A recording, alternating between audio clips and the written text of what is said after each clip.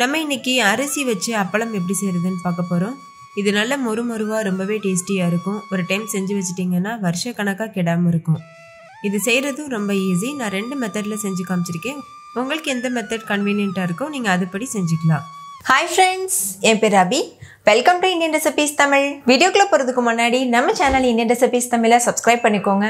கூடவே இருக்க பெல் சிம்பலையும் கிளிக் பண்ணிக்கோங்க.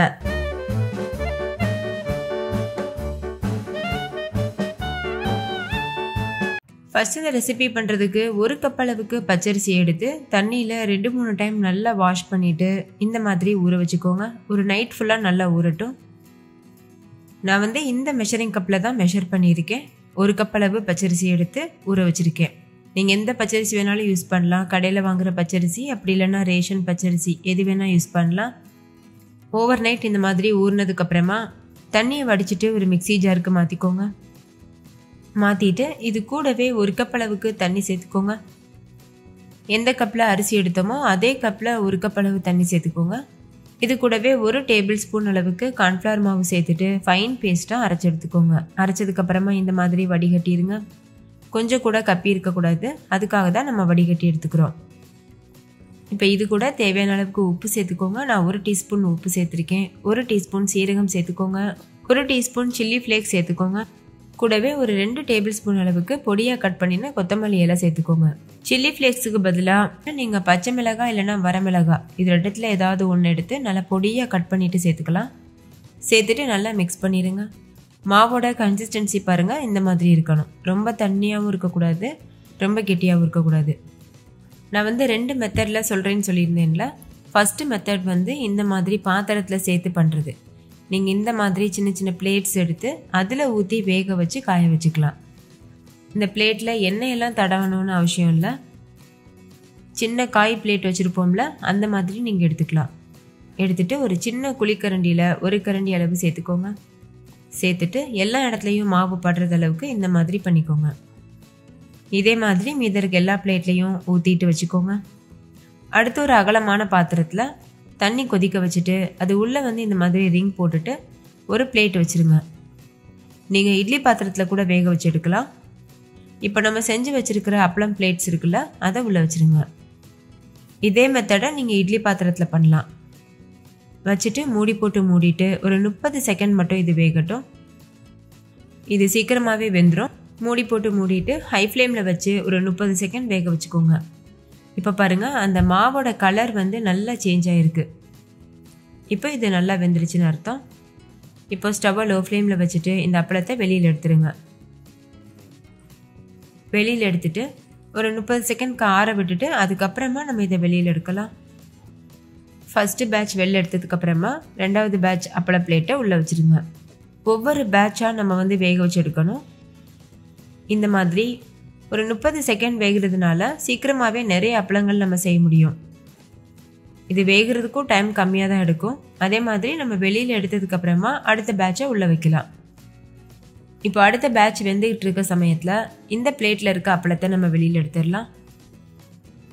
ஒரு கத்தி வச்சு லேசாக இந்த மாதிரி ஓரங்களை கீறிக்கோங்க. கீறிட்டு இந்த மாதிரி எடுத்தோம்னாலே சுலபமாக வெளியில் வந்துடும். பாருங்கள், இந்த மாதிரி. இதே போல் மீதி இருக்க எல்லா பிளேட்டில் இருக்க அப்பளமும் ஓரங்களை கீறிட்டு வெளியில் எடுத்துருங்க. இந்த மாதிரி வெளியில் எடுத்ததுக்கப்புறமா ஒரு துணி அப்படி இல்லைன்னா அப்பளம் காய வைக்கிற கவரில் போட்டு இது காய வைக்கணும். நீங்கள் இந்த மாதிரி சின்ன பிளேட்டில் செஞ்சீங்கன்னா பார்க்குறதுக்கு க்யூட்டாக இருக்கும். சின்ன சின்ன அப்பளங்களாக செய்யலாம். பெரிய பிளேட்டில் பண்ணிங்கன்னா பெரிய சைஸ் அப்பளம் செய்யலாம். லேசாக தான் நம்ம ஓரங்களை கீறி இருக்கோம். எடுக்கிறதுக்கு எவ்வளோ சுலபமாக வருது பாருங்கள். பிளேட்டில் எண்ணெய் எதுவும் அப்ளை பண்ண வேண்டாம், அப்படியே ஊற்றினாலே போதும். அது வெந்ததுக்கப்புறமா எவ்வளோ ஈஸியாக எடுக்க வந்துடும். நான் ஒரு க்ளீனான ஒயிட் கிளாத்தில் தான் காய வைக்க போகிறேன். காய வைக்கும்போது அப்பளத்தை பேக் சைட் திருப்பி போட்டுக்கோங்க. பாருங்கள், இப்போ நான் காமிக்கிற மாதிரி.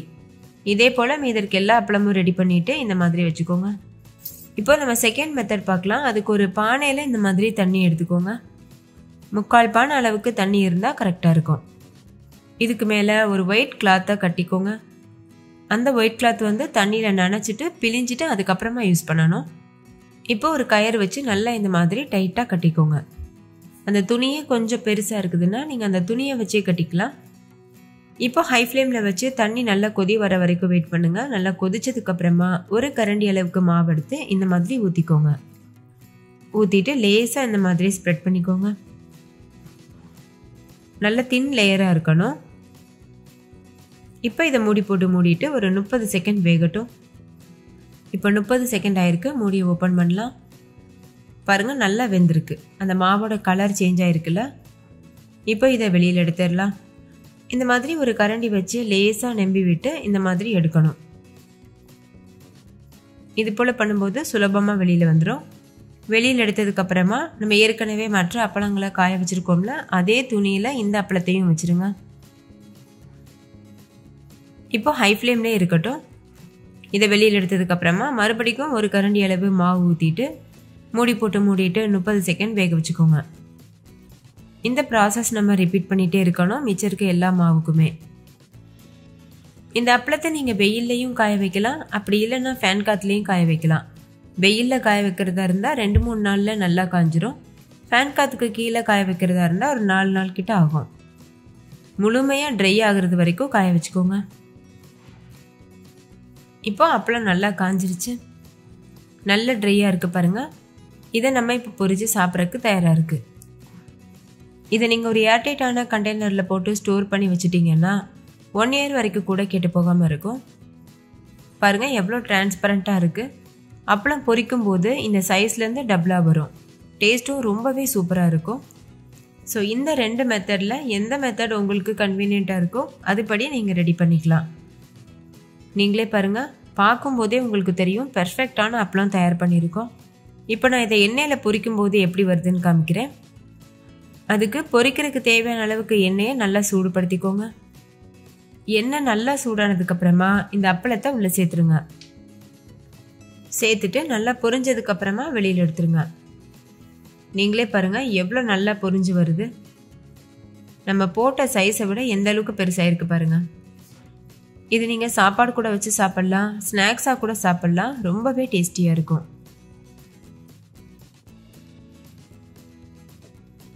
இப்போ இன்னொரு அப்பளம் பொரிச்சு காமிக்கிறேன் பாருங்கள். ஸ்டவ் வந்து ஹை ஃப்ளேம்லேயே இருக்கட்டும்.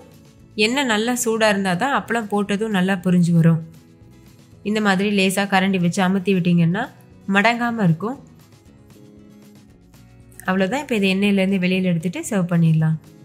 நம்ம அந்த சில்லி ஃப்ளேக்ஸ்லாம் போட்டிருக்கிறதுனால லேசான காரத்தோட நல்ல மணமாக ரொம்பவே சூப்பராக இருக்கும். கண்டிப்பாக நீங்களும் இதே மெத்தடில் நான் யூஸ் பண்ணியிருக்க மெஷர்மெண்ட்டில் அப்பளம் ரெடி பண்ணி பாருங்கள். வீட்டில் இருக்க எல்லோரும் என்ஜாய் பண்ணி கேட்டு வாங்கி சாப்பிடுவாங்க. ஓகே ஃப்ரெண்ட்ஸ், இந்த வீடியோ உங்கள் எல்லாருக்கும் ரொம்ப பிடிச்சிருக்குன்னு நம்புகிறேன். பிடிச்சிருந்தா லைக் பண்ணுங்கள், உங்கள் ஃப்ரெண்ட்ஸ் கூட ஷேர் பண்ணுங்கள். நீங்களும் செஞ்சு பார்த்துட்டு டேஸ்ட் எப்படி இருந்ததுன்னு கமெண்ட்டில் சொல்லுங்கள். தேங்க்யூ, பாய்.